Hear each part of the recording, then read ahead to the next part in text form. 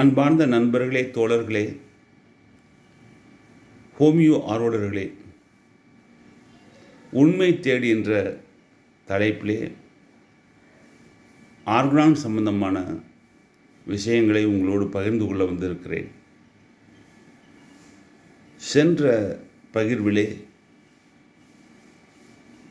முழு நிறை நலத்தை கொடுப்பவர்தான் ஹோமியோ மருத்துவர் என்றும் அந்த முழு நிறை நலம் எப்படி இருக்க வேண்டும் என்றும் கூறப்பட்டது. அவ்வாறு அளப்பரிய விஷயத்தை செய்யக்கூடிய மருத்துவர், அந்த முழு நிறை நலத்தை கொடுக்கக்கூடிய மருத்துவர் எப்படி இருக்க வேண்டும், அவருக்கு என்னென்ன தகுதிகளெல்லாம் இருக்க வேண்டும் என்று மிக தெளிவாக ஹானிமன் அவர்கள் வரையறுக்கிறார். எனக்கு மிகவும் பிடித்த இந்த 3வது அஃபாரிசம் 2 விஷயங்களை மிக தெளிவாக சொல்லுகிறது. ஒரு மருத்துவர் முதலில் அறிய வேண்டியது நோயில் குணப்படுத்தப்பட வேண்டியது எது, அதாவது எல்லா நோய்களிலும் குணப்படுத்தப்பட வேண்டியது எது என்பதை அறிய வேண்டும். நாம் இதுவரை அறிந்ததெல்லாம் நோய் என்பதே குணப்படுத்தப்பட வேண்டும் என்பதுதான். ஆனால் நோயில் குணப்படுத்தப்பட வேண்டியது என்றால் ஒரு விசித்திரமாக இருக்கிறது. நோயே குணப்படுத்தப்பட வேண்டியது தானே, அதுதானே நாம் சமூகம் அறிந்தது. ஆனால் ஹோமியோபதி விசித்திரமாக சொல்லுகிறது, நோயில் குணப்படுத்தப்பட வேண்டியது ஒன்று இருக்கிறது என்று சொல்லுகிறது. இதுதான் என்னை பிரமிக்க வைத்தது முதல். ஹோமியோபதியின் பால் என்னை ஈர்த்ததே இந்த விஷயம்தான். இது புதியதாக இருக்கிறதே இந்த விஷயம். நோயில் குணப்படுத்தப்பட வேண்டியது எது என்ற கேள்வி என்னை பிரமிக்க வைத்தது. எந்த மருத்துவ முறையிலும் நோயை குணப்படுத்த வேண்டும் என்று தான் கூறுவார்கள். ஆனால் ஹோமியோ வைத்திய முறை மட்டும்தான் நோயில் குணப்படுத்தப்பட வேண்டியது எது என்பதை மருத்துவர் அறிய வேண்டும் என்று கூறுகிறது. அது என்ன? அதுதான் தனித்துவம். ஒவ்வொரு துயரத்திலும் உள்ள தனித்துவம், பாதிப்படைந்த தனித்துவம் என்பதுதான் உண்மை. அதை அறியாமல் நாம் நிச்சயம் அந்த நோயை குணப்படுத்த முடியாது. அதேபோல் ஒவ்வொரு மருந்தும் அல்லது மருந்தில் குணப்படுத்துவது எது, மருந்தே குணப்படுத்துவது, அந்த மருந்தில் குணப்படுத்துவது எது என்று மருத்துவர் அறிந்திருக்க வேண்டும். இரண்டையும் அறிந்த முன்பு என்ன செய்ய வேண்டும்?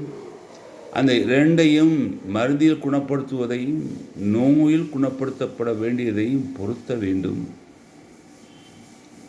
இவ்வாறு ஒவ்வொரு நோயிலும் செய்ய வேண்டும். தன்னிடம் வந்துள்ள துயரருக்கு எது அடையாளம், எது தனித்துவம் என்பதை அறிந்து அந்த தனித்துவத்துக்கு உகந்த நோயில் குணப்படுத்தும், மருந்தில் குணப்படுத்தும் ஆற்றல் உள்ள மருந்தை தேர்வு செய்ய வேண்டும். பிறகு அந்த மருந்து எவ்வாறு தயாரிக்கப்பட வேண்டும், அந்த மருந்தினுடைய வீரியம் தேர்வு செய்ய வேண்டும். பிறகு கொடுக்கக்கூடிய அளவு தேர்வு செய்ய வேண்டும். எத்தனை வேளை கொடுப்பது என்பதை தீர்மானிக்க வேண்டும். இவ்வாறு தீர்மானித்த பின்பு அந்த மருந்து சரியாக அந்த துயரத்தில் வேலை செய்து நோயை குணப்படுத்தும். ஆனால் சில தடைகள், நோயை குணப்படுத்த விடாமல் செய்யும் தடைகள் பல இருக்கும்.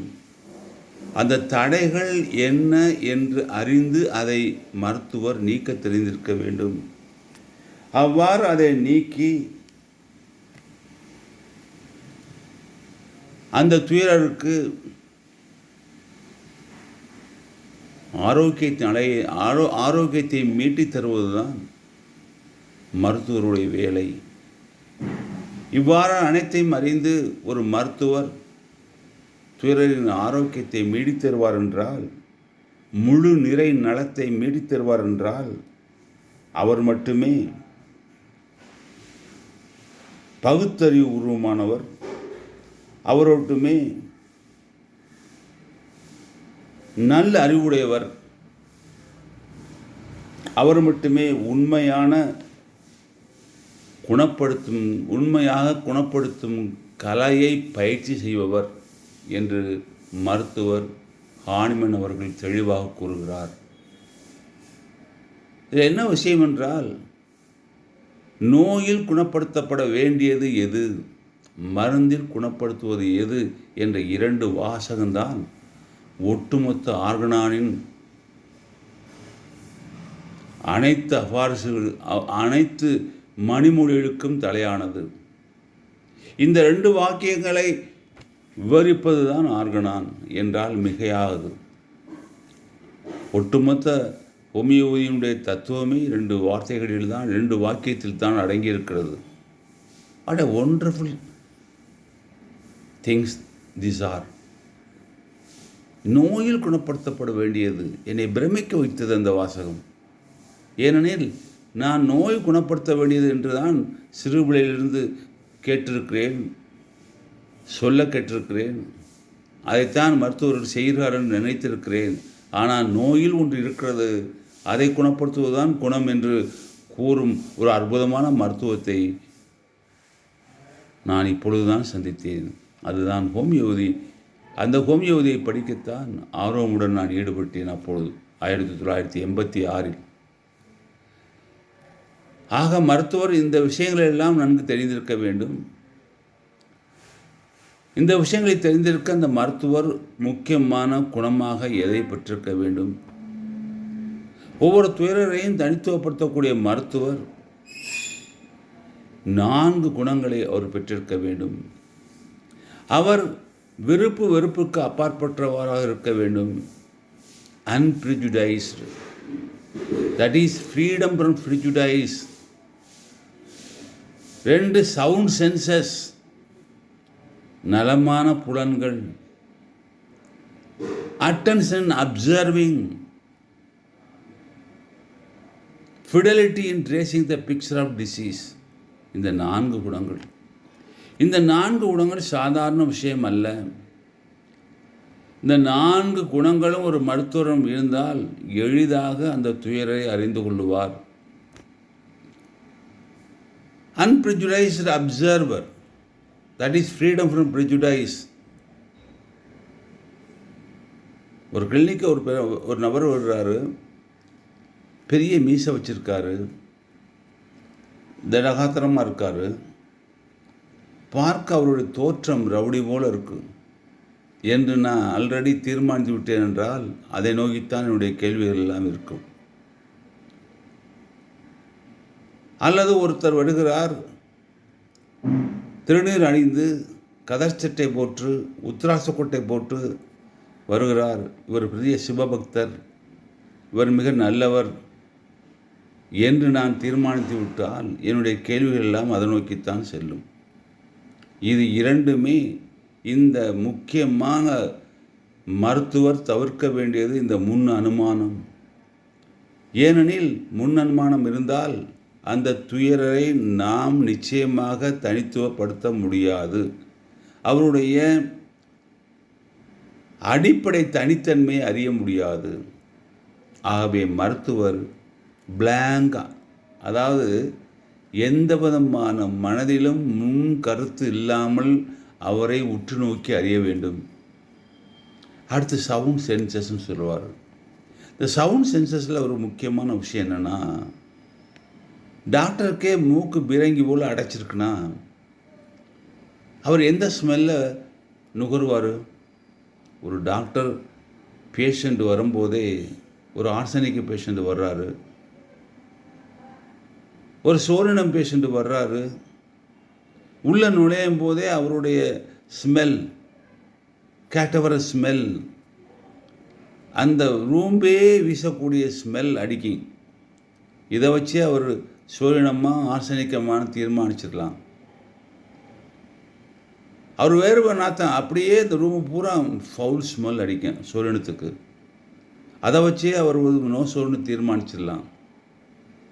ஆனால் டாக்டருக்கே மூக்கு அடைச்சி போயிருந்தா, டாக்டருக்கே அவருடைய புலன், அவருடைய நுகரும் புலன் பழுதுபட்டு இருந்தால் அவர் எடுத்துக்கொண்ட பணியை சிறப்பாக செய்ய முடியாது, துயரை சரியாக அறிய முடியாது. இதுதான் உண்மை.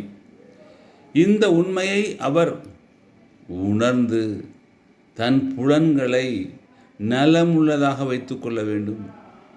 ஐம்புலன்களும் மனமும் நலமுள்ளதாக இருக்க வேண்டும். குழப்பம் இல்லாமல் தெளிவாக இருக்க வேண்டும். அப்படி இருந்தால்தான் நிச்சயம் அவர் சிறப்பாக துயராய் செய்ய முடியும். அடுத்து அட்டென்ஷன் அப்சர்விங். வருவார், பேஷண்ட் உள்ளே நுழைவார், நுழையும் போதே உட்காருவார். உட்காரும் போதே அந்த சேருடைய விளிம்பில் உட்காருவார். ஒரு பதட்டத்தோடு இருப்பார். இதை அவர் பார்த்துருக்கணும். பார்த்தா அவர் அர்ஜென்டினா வரும், ஜெல்சியமாக வருவார். ஏதோ ஒரு மருந்து நிச்சயமாக அவருடைய பதட்டத்துக்கான மருந்தை நம்ம தேர்வு செய்ய முடியும். சில சமயங்களில் அவர் பின்னால் சாஞ்சு கையை பின்னால் போட்டு அப்படி என்னன்னு தினாவட்டாக உட்காருவார். நான் அவருடைய ஈகோடிசத்தை பார்க்க முடியும். அடுத்து பவ்யமாக உள்ள நுழையும் போதே அவர் பணிவாக ஒரு பாசாங்குத்தனத்தோடு உள்ள நுழைவார். அவர் ஸ்டாபியாக கூட இருப்பார். மே கம்மின், நான் வரலாமா சார் அப்படின்னு கேட்டுட்டு வருவார். இதையெல்லாம் நாம் உற்றறிய வேண்டும். ஒரு ஆர்சனிகமாக இருப்பார். உள்ள நுழையும் போதே அந்த தேதி காலண்டரை கிளிக்காமல் இருந்திருக்கு, அதை போய் கிழிச்சிக்கிட்டு இருப்பார். டிசார்டர் அவனால் பொறுக்க முடியாது. Very fastly sees. So it desired that he is arsenic patient. If I do not know how to observe, if I don't have attention observing, I miss the case. So நான் என்ன சொல்கிறேன்னா, doctor attention அப்சர்விங்கிறது ஒரு முக்கியமானது. இது பல சமயங்களில் கிளினிக்கில் வெற்றி அடைஞ்சிருக்கு. அந்த பையன் சின்ன குழந்தை அம்மாவுக்கு சேலைக்கு பின்னாடி ஒழிஞ்சுக்கிடுவான், வரவே மாட்டான். நான் அதை கவனிக்காமல் வேறு என்னத்தையோ பண்ணிக்கிட்டு இருந்தேன்னா நிச்சயமாக அந்த கேஸ் பரைடா கார்ப்புங்கிற கேஸை நான் மிஸ் பண்ணிடுவேன். கொஞ்சம் காலத்துக்கு முன்னாடி ஒரு பையன் வந்தான். அவனுக்கு உடம்பு பூரா எக்ஸிமா, 2 வயது தான். வந்தேன்னா டேப்பிளில் உட்காந்தேன். என்னுடைய மணியை தொட்டு பார்த்தேன், அதை பிடிச்சி அடித்து பார்த்தேன். அப்புறம் பென்சில் இருந்துச்சு, இந்த நோட்டு இருந்துச்சு, அதை எடுத்து எழுதி பார்த்தேன். அப்புறம் புத்தகம் இருந்துச்சு, அதை எடுத்து பிரட்டி பார்த்தேன், விரித்து பார்த்தேன். இதை நான் உற்று கவனிச்சுக்கிட்டே இருந்தேன். ஒவ்வொரு பொருளையும் எடுத்து அதை யூஸ் பண்ணி பார்க்குறான். எனக்கு ரொம்ப அதிசயமாக இருந்துச்சு. ரொம்ப உற்று பார்த்துட்டு உடனே மருந்தை டிசைட் பண்ணிட்டேன். என்ன குறி எடுத்தேன்? occupied with surrounding the rubric. Beautiful only remedy carcinosin. I gave him carcinosin 200 one dose. The total eczema of the patient disappeared within 14 days. I could not believe such a marvelous case it is, such a marvelous cure it is. It is because of observing what child did in front of the doctor. என்ன செஞ்சிச்சு அந்த குழந்தை அப்படிங்கிறத நான் கவனிக்காமல் விட்டுருந்தேன்னா அதை பற்றி மற்றதை தான் கேட்டுக்கிட்டு இருந்திருப்பேன். அந்த மருந்தை கொடுத்துருக்க முடியாது. அப்போ ஒரு டாக்டர் எப்படி இருக்கணும்? Freedom from prejudice, sound sensors, attention in observing, fidelity in tracing the picture of disease. ஒரு நேர்மை இருக்க வேண்டும். நேர்மைனா என்ன? பேஷண்ட் சொல்லுவான் உங்கள்கிட்ட, சார் நெஞ்சில் முழுக்குன்னு குத்துதுன்னு சொல்லுவான். ஆனால் முழுக்குன்னு குத்துறதுக்கு உங்களுக்கு மருந்து தெரியாது, அல்லது வார்த்தை தெரியாது, மீனிங் தெரியாது ஆங்கிலத்தில், அதை பெயின் போட்டிருப்பீங்க. அப்போ பேஷண்ட் என்ன சொன்னாரோ அதை அப்படியே எடுக்க வேண்டும் என்பதுதான் உண்மை. அப்படி எடுத்தால் தான் அது ஃபிடலிட்டி, அது நேர்மை. நீங்கள் நினச்சதை எழுதுறது கேஸ் டேக்கிங் கிடையாது. அப்போ இந்த 4 குணங்களும் மிக மிக முக்கியமானது ஒரு துயரருக்கு. அதுபோல் ஒரு க்ரானிக் டிசீஸை நீங்கள் ஆய்வு பண்ணும்போது எந்த சூழலில் த ஸ்பெஷல் சர்க்கம்ஸ்பெக்ஷன், டாக்ட், அந்த சமயோத புத்தி, அண்டர்ஸ்டாண்டிங் த ஹியூமன் நேச்சர், எல்லாத்துக்கும் பொதுவாக பேஷண்ட் இன் இம்மினன்ட் டிகிரி, இந்த 4 ஒரு மருத்துவருக்கு இருக்கணும். பொறுமை இல்லாட்டா நிச்சயம்னால ஹோமியோ கேஸை நம்ம டீல் பண்ணவே முடியாது. இரிட்டபிளாக கேஸ் கேட்போம். டாக்டர், இந்த கேஸ்லாம் நீங்கள் பார்த்துருக்கீங்களா? இதுபோல் கேஸை நீங்கள் இது குணப்படுத்தியிருக்கீங்களா? எத்தனை கேஸு குணப்படுத்துறீங்க? நமக்கு சங்கடமாக இருக்கும். குணப்படுத்தினா தான் உங்களை பார்ப்பாரா? அல்லது நீங்கள் கொடுக்குற மருந்து எப்படி வேலை செய்யும்? அவருக்கு தேவையே இல்லாத கேள்வியெல்லாம் கேட்பாங்க. நம்ம இப்போ கோவப்பட்டு பொறுமையை இழந்துட்டோம்னா நிச்சயம் நம்மளோட ஓடியே போயிடுவோம். ரொம்ப கெட்டிக்காரத்தனமாக டாக்டிஸாக அமௌண்ட் ஆகணும். சில கேள்விகளை கேட்டு அவனுடைய உண்மையான சுபாவத்தை அறிய வேண்டும். இதெல்லாம் டாக்டருக்கு முக்கியமானது. அப்படி டாக்டர் தந்த முக்கியமான செயலை சரியாக செய்தால்தான் அவர் விரும்பிய முழு நிறை நலத்தை அவருக்கு விரைவாகவும் இதமாகவும் நிரந்தரமாகவும் அளிக்க முடியும். அது டாக்டர் மிக முக்கியமாக ஒன்று விஷயம்னா அது 285வது அஃபார்ஸில் சொல்கிறார் ஃபுட் நோட்டில். ஹோமியோ டாக்டர்களுக்கும் மற்ற துறை டாக்டர்களுக்கும் உள்ள வித்தியாசம் என்ன? ஹோமியோ டாக்டர் ஒருபோதும் ஆரோக்கியமான மனிதனுக்கு கொடுத்து நிறுவனம் செய்யப்பட்ட மருந்துகள் அல்லாமல் வேறொரு மருந்தை கொடுக்க மாட்டார். He will give only the remedy which has been proved in healthy person, which has been proved and identified by proving its peculiarity. That is what is curative in medicine. That is to be known to the doctor and it is given to the patient in front of him. அதுதான் நிச்சயம் முக்கியமானது. இந்த ஆரோக்கியமான மனிதனுக்கு கொடுக்கப்பட்டு நிறுவனம் செய்த மருந்துகளை தவிர வேறொரு மருந்தை கொடுக்க மாட்டார். அடுத்து தத்துவத்தின் அடிப்படையில் அந்த துயரரை அணுகாமல், தத்துவத்தின் அடிப்படையில் முறைப்படி அந்த துயரை அணுகி குணப்படுத்தாமல் அந்த துயரரை இவருடைய சுய லாபத்துக்காக வைத்து சூதாட மாட்டார் என்பதையும் 285வது மணிமொழியின் அடிக்குறிப்பில் மிக தெளிவாக கூறுகிறார் ஹானிமேன். ஒருபோதும் தன்னிடம் வரும் துயரர்களை வைத்து சூதாட மாட்டார். As a true physician, one who never acts without correct fundamental principle. True physician never act without fundamental principle. Never gamble with the life of the sick entrusted to him. எவ்வளோ அருமையான வசனம் பாருங்கள். தனக்கிட்ட ஒப்படைக்கப்பட்ட நோயாளியுடைய உயிரோடு அவர் சூதாட மாட்டார். அடிப்படை தத்துவத்திலிருந்து விலகி போய் ஒருபோதும் ஹோமியோ டாக்டர் மருத்துவம் செய்ய மாட்டார் என்ற உறுதிமொழியை அவர் எடுத்திருக்க வேண்டும். ஆக ஹோமியோ டாக்டர் என்பவர் மிக முக்கியமாக மற்றவரிலிருந்து, மற்ற துறை டாக்டரிலிருந்து எவ்வாறு வேறுபடுகிறார் என்றால் அவர் நிரூபணம் செய்யப்பட்ட மருந்துகளை மட்டும்தான் பயன்படுத்துவார். அடிப்படை தத்துவத்தின் அடிப்படையில்தான் தன் துயரை ஆய்வு செய்து ஹோமியோபதியை பயிற்சி செய்வார். அவருடைய சொந்த நலனுக்காக தன்னிடம் ஒப்படைக்கப்பட்ட துயர்களை வைத்து சூதாட மாட்டார் என்பதை டாக்டர் ஹானிமன் 285வது மணிமொழியின் அடிக்குறிப்பிலே மிக தெளிவாக கூறுகிறார். ஆக இந்த அரும்பெரும் பணியை செய்யக்கூடிய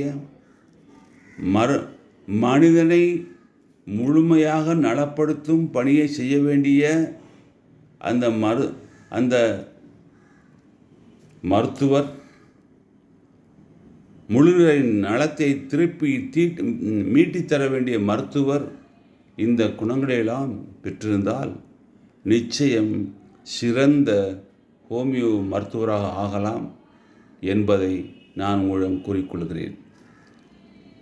அடுத்து நாம் அந்த ஹோமியோ மருத்துவர் முதலில் அறிய வேண்டியது, நாம் ஒவ்வொரு நோயிலும் எது குணப்படுத்தப்பட வேண்டும் என்பதை கூறுகிறார். நாம் அடுத்து இந்த அடிப்படையிலே நோய் என்பது என்ன என்று பார்க்க போகிறோம். ஆக குணப்படுத்தக்கூடிய மருத்துவர் நோயை குணப்படுத்துவர் மட்டுமல்ல, ஆரோக்கியமான மனிதனிடத்தில் எவையெல்லாம் நோயை ஏற்படுத்துமோ அவைகளை அறிந்து அந்த ஆரோக்கியமான மனிதர்களை நோய்வாய்ப்படாமல் காப்பாற்றுவராகவும் இருக்க வேண்டும். preserver of health. He is not only the giving cure, he is the preserver of health. So remove all things that creates disease on healthy person. So he must be the social worker. வறுமையும் வேலையில்லா திண்டாட்டமும் சுகாதாரக்கேடும் இன்று நோய்களை உற்பத்தி செய்கின்றன. இதையெல்லாம் நீக்க வேண்டும் என்று நாம் வலியுறுத்த வேண்டும். இவ்வாறு வலியுறுத்துவது கூட ஒரு ஹோமியோ மருத்துவருடைய கடமை என்பதை டாக்டர் ஹானிமன் அவருடைய 4வது மணிமொழியிலே மிக தெளிவாக கூறுகிறார். ஆகவே ஒரு ஹோமியோ மருத்துவர் எவ்வாறு இருக்க வேண்டும் என்பதை மிக தெளிவாக கூறிய வள்ளுவர் ஒருவரை சொல்லுகிறார், புறத்துறுப்பெல்லாம் எவன் செய்யும் யாக்கை அகத்துறுப்பு அன்பிலவர்க்கு. அந்த அகத்து உறுப்பாகிய அன்பு அவரிடம் செழுமையாக இருக்கும் பொழுதுதான் ஹானிமன் சொன்ன அனைத்து விஷயங்களையும் சிறப்பாக செய்ய முடியும் என்று கூறிக்கொண்டு அடுத்த சந்திப்பிலே நோய் என்றால் என்ன என்று அறிய முற்படுவோம் என்று கூறி, இதுவரை நான் பேசிய அனைத்தையும் என்னோடு பகிர்ந்து கொண்ட அனைத்து தோழர்களுக்கும், நண்பர்களுக்கும், ஹோமியோ ஆர்வலர்களுக்கும் நன்றி கூறி இந்த உரையை முடித்துக் கொள்கிறேன். வணக்கம்.